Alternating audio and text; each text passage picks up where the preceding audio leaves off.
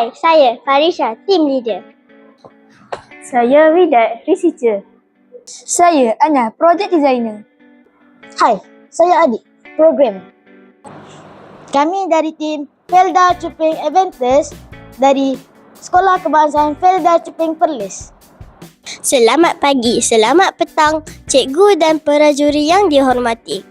Tajuk projek kami ialah Sistem Lampu Isyarat Pintar Kawalan Kebisingan atau juga dikenali sebagai Edu Noise Alert.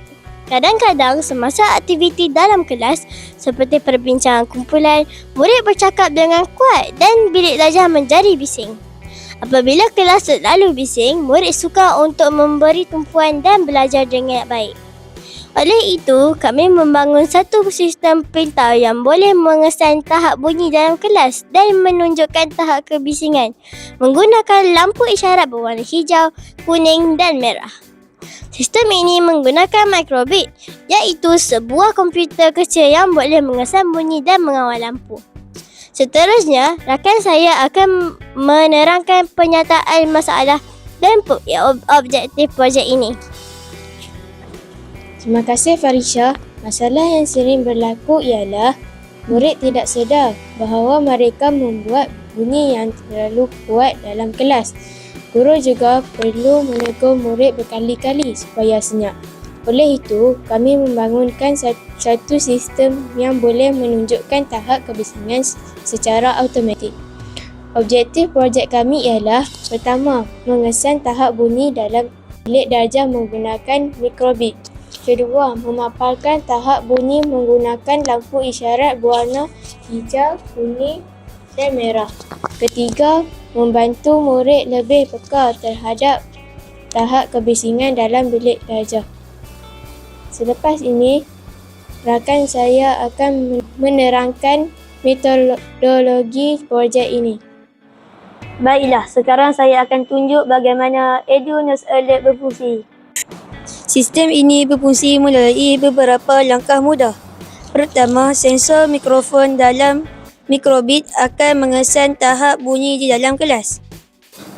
Kemudian, mikrobit akan memproseskan nilai bunyi menggunakan program yang telah ditulis melalui flat format code. Program ini menggunakan kaedah forever loop yang membolehkan sistem memantau tahap bunyi dalam kelas secara berterusan. Jika kelas senyap, maka lampu hijau akan menyala.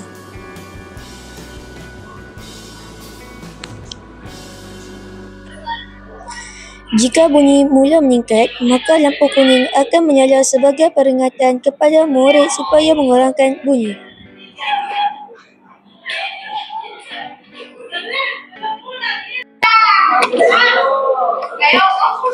Jika kelas menjadi terlalu bising, maka lampu merah akan menyala.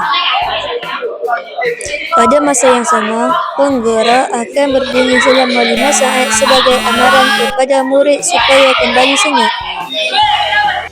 Seterusnya, rakan saya akan menerangkan keputusan, novelty projek, kelebihan produk dan kaitan dengan SDG. Terima kasih Anas.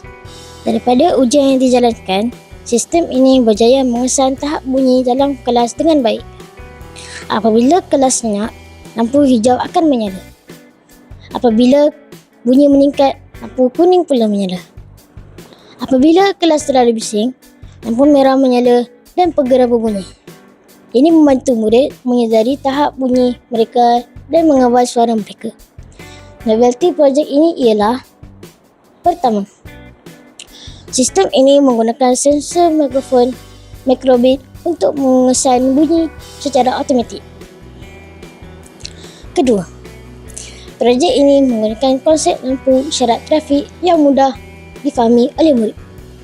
Ketiga, sistem ini mempunyai penggerak automatik selama 5 saat apabila bunyi terlalu kuat. Kelebihan produk ini pula ialah sistem ini dapat membantu murid menjadi lebih peka terhadap tahap bunyi dalam kelas.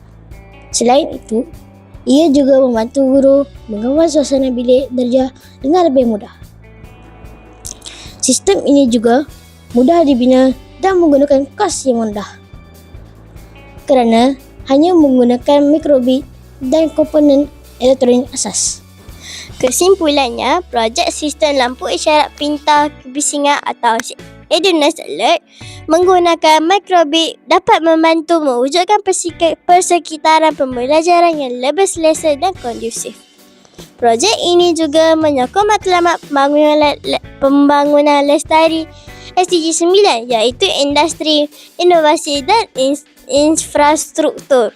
Kerana projek ini menggunakan teknologi dan inovasi untuk menyelesaikan masalah dalam bilik darjah. Sekian, terima kasih.